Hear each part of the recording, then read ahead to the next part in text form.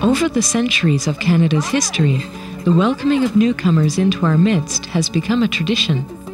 It is the way we grow as one of the most unique societies in the world. For the individuals involved, both the newcomers and those who help them, it is also a way to grow spiritually and psychically. When I came here, in the way I saw that people live here, the churches, so something born in my heart. That's why I accepted Jesus as my Savior, and I was baptized in this country. So I started a new life through the examples I saw. There are so many beautiful stories about refugees, success stories about who they are in society and who they are in what they have done for the community. We have the case of a woman who actually saw her husband killed in front of her.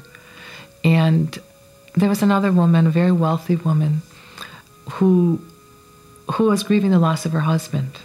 She had to get out of the state she was in. So she decided that she would volunteer 1 day a week at Chez Marie in St. Catharines. And she came in and she started to talk to this other refugee woman. And she said, after a few weeks, she said, never in my life did I think that a person from such a different background, so much less advantaged economically, completely different from myself, could become like my sister in such a short time. Because somehow the refugee woman understood her situation and vice versa, and they lived something very deeply. The staying power of church people, what is their deep commitment to refugees in these very complicated and complex circumstances is quite a remarkable thing. And it's something that I try to explore in my research. A lot of individuals talked about their personal faith when they discussed exactly this question: why do you do what you do? How can you do it? One particular individual had lost a child, for example, a devastating tragedy in their lives, and it was the pain of losing their own child that allowed them to relate to a particular family where 2 of the children were murdered.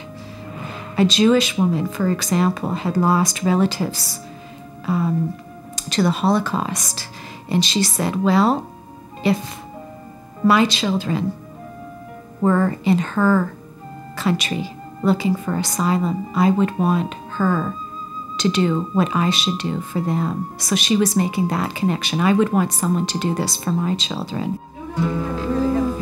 Lives change in the process of welcoming the stranger. Children grow up together. Cultures, even languages, are exchanged. The definition of what it means to be a member of a family becomes a lot bigger. What might begin as a simple act of compassion, of helping someone in trouble, can turn out to last a lifetime. Y realmente están en mi corazón. Like Gisela says, I am very grateful with the whole Georgetown committee, and everybody is in her heart. For the brief time that you lived with us in our house, it was,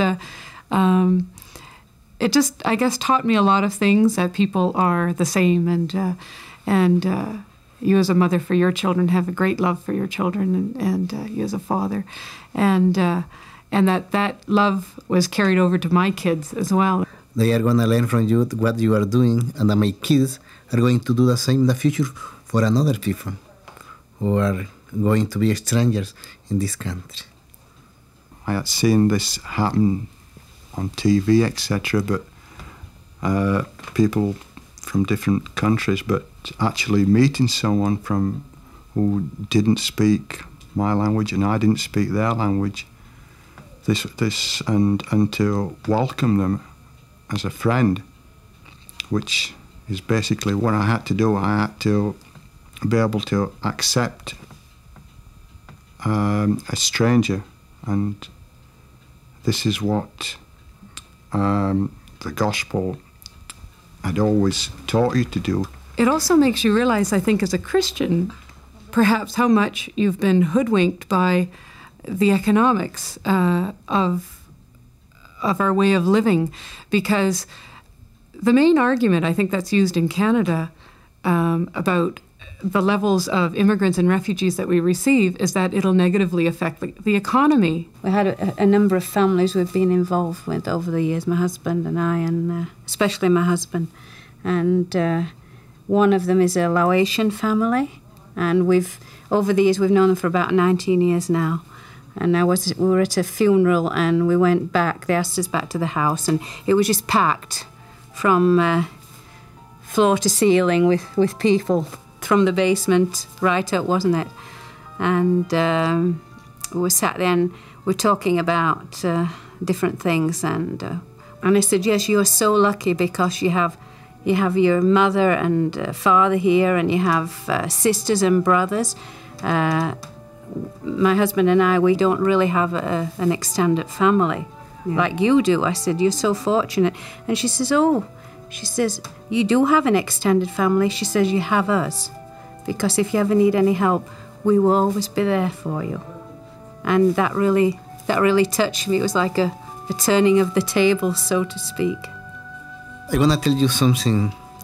What I feel is that we are a big family. We are not just a Thompson family or Berry family or Cabeza family.